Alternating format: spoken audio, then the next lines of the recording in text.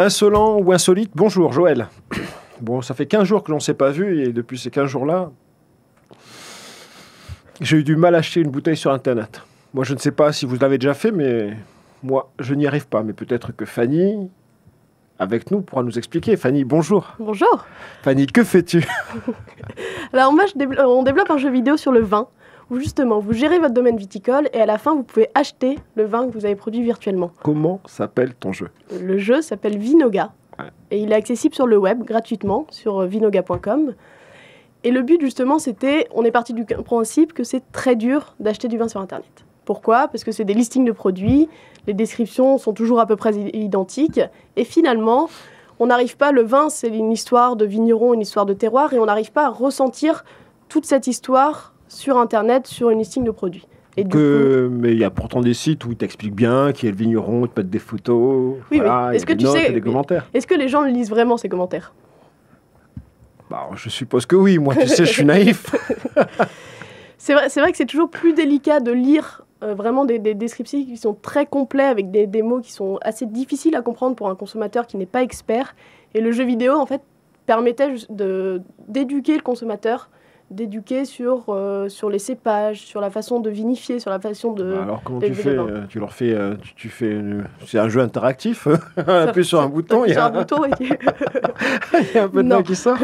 En fait, pas du tout. Nous, comment on fait? Donc, c'est un jeu social. Le but, c'est vraiment de gérer son domaine viticole, parce que votre oncle est parti aux Caraïbes et il vous l'a légué. Wine City.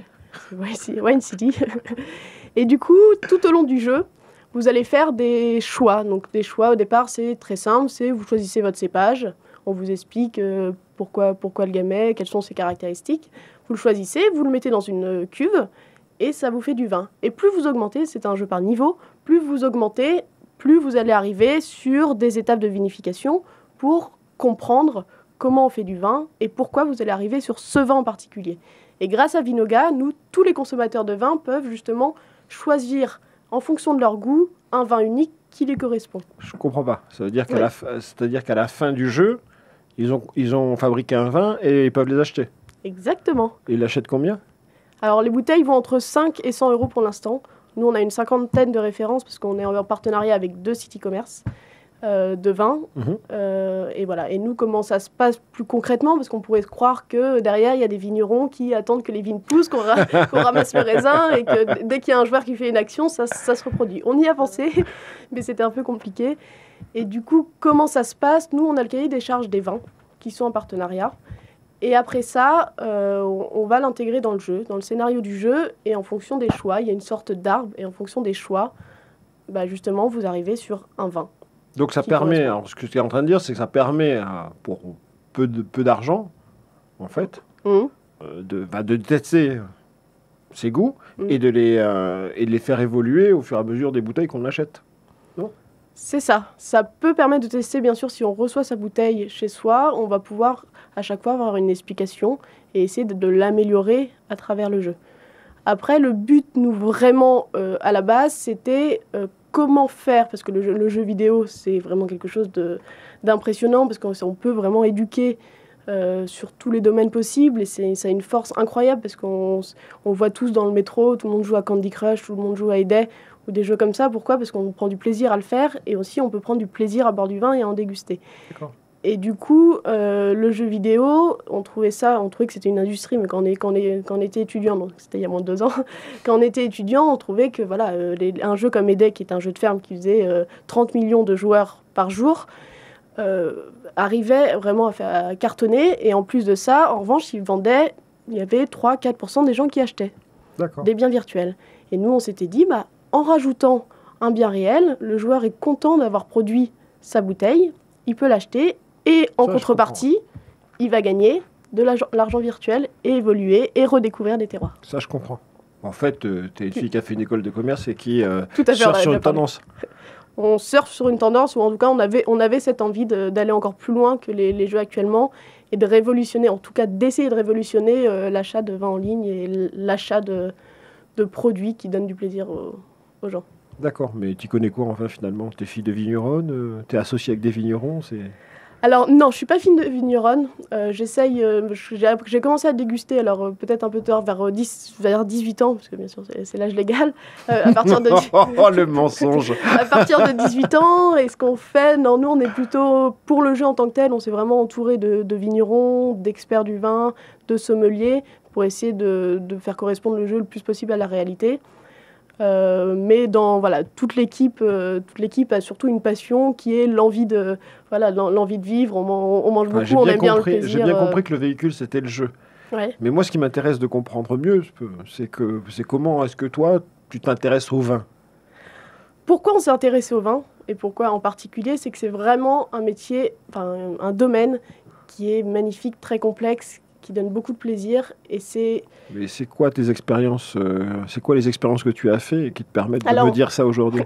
Moi, à l'époque, j'avais créé un club d'œnologie juste pendant mes études, où ça m'a permis de rencontrer énormément de vignerons, d'être invité. Pourquoi tu as créé un club d'œnologie? Parce que je voulais en savoir plus sur j'aimais bien consommer du vin avec mes amis le soir, mais je trouvais ça quand même dommage de ne pas pouvoir ressentir toute la subtilité qu'un vin pouvait avoir. D'accord. Et du coup, on buvait, que ce soit du blanc, du rosé, du rouge le soir. On n'avait plus choisir le vin en fonction du prix et pas en fonction de sa qualité. D'accord. Voilà. Et tu te sentais limité dans ta capacité. Je me sentais limité. Et du coup, je me suis dit, surtout, il y a tellement... c'est impressionnant quand on écoute un vigneron, comme il en parle avec énormément de plaisir. Il met tout son cœur pour l'expliquer. Et je voulais, alors sans être vigneronne, je voulais essayer au moins de pouvoir ressentir ce qu'il était en train de me dire. D'accord. D'où le club d'œnologie. D'où le club d'œnologie et d'où après Vinoga qui est arrivé. Et le lien, il se fait comment? Entre le club et le Vinoga. Alors, Vinoga, c'est vraiment parti d'une semaine de création d'entreprise au sein de notre école en tant que 4 associés qui étaient Télécom Management. Ouais. Et pendant une semaine, il fallait monter une boîte, un business plan, après se juger. Et donc, c'était justement... on s'était rendu compte donc, sur les raisons pour lesquelles je vous ai donné tout à l'heure, entre le jeu et le vin, que ça correspondait très bien. On l'a lancé et ça nous a vraiment donné la niaque de réussir, de créer sa boîte et de se dire, bon, bah voilà, maintenant on y va, c'est le moment, on le fait. Certes, on est jeune, on n'a peut-être pas beaucoup d'expérience, mais on a tous, grâce aux incubateurs, mais on a énormément d'experts qui peuvent nous conseiller. Et voilà. Là, donc, tu as fait le lien avec les vignerons, tu commences l'environnement commence à être un peu riche autour de toi, donc tu commences à rentrer dans ce métier-là, et du coup, tu pourras dire, j'existe. Et tes projets, comment tu vois le développement de ton jeu en France, à l'étranger? Qu'est-ce que tu as à dire en particulier? Nous, voilà, le vin, c'est vrai que c'est au cœur de l'économie mondiale, donc c'est vraiment un jeu qui a pour vocation d'être international. Pour l'instant, il est accessible que sur le web. Ouais. Il faut penser qu'à partir de janvier, on est en train déjà de développer une application, un jeu mobile pour agrandir justement cette communauté. Ouais. Et voilà, le but, c'est de faire de ce jeu vraiment un moment de partage, de convivialité et d'apprentissage sur le vin en particulier. D'accord. Les professionnels qui t'entourent et qui regardent ce que tu fais se disent quoi? Alors ça dépend vraiment des personnes, parce que c'est vrai que sur les vignerons, comme c'est tellement ça peut être très très complexe, et il y en a qui peuvent se dire finalement c'est pas aussi simple dans un jeu vidéo, là vous faites votre bouteille en 5 minutes. C'est assez délicat, mais en revanche on a eu quand même des très bons retours, parce que c'est une manière aussi de communiquer différemment. Et là, pour l'instant, c'est vrai que j'ai rencontré pas mal de vignerons qui ont du mal à communiquer vers une cible qui est peut-être différente de leur cible à la base, parce que nous, on a surtout des femmes de 35 à 55 ans. Et donc, c'est vraiment une cible qui est très intéressante, parce qu'elles achètent beaucoup de vin, pour l'instant, surtout en grande surface. Mais le but, c'est aussi qu'elles découvrent et qu'elles prennent du plaisir. Tu dis que c'est une activité mondiale, mais on a toujours tendance à penser que le vin étant français d'origine, tous les vignerons vendent énormément à l'international, et que finalement, vendre en France, c'est peut-être plus un enjeu pour eux. En fait, l'avantage qu'on a eu sur le vin, c'est vrai qu'on a... la France, on est crédible quand on parle de vin. Et créer un jeu vidéo, c'est bien, mais il y a énormément de concurrence. Et donc, si on crée un jeu assez simple, aux États-Unis, un éditeur de jeu peut venir créer. Mais le fait qu'on parte sur le vin à la base, ça permet aussi de se dire, en tant que Français, on est crédible à l'international, que ce soit en Chine, aux États-Unis, etc. Et donc, on peut s'exporter assez facilement grâce à cette crédibilité qu'on a. J'ai une dernière question. Tu parles chinois, évidemment? Oui, bien sûr. Voilà. Donc Fanny, je te souhaite vraiment une très belle route. Hein, une très belle route parce qu'on arrive à la fin de nos 9 minutes. Et je vais être obligé de te remercier pour le beau moment que tu nous as fait passer. Et peut-être que j'irai m'inscrire sur Vinoga. Oui, alors rendez-vous sur vinoga.com et merci beaucoup en tout cas pour cette interview. Avec plaisir. À bientôt. Au revoir. Donc nous, chers téléspectateurs, web spectateurs, c'est ça qu'on dit, revoyons-nous dans 15 jours pour Insolent et Insolite. Au revoir. Au revoir.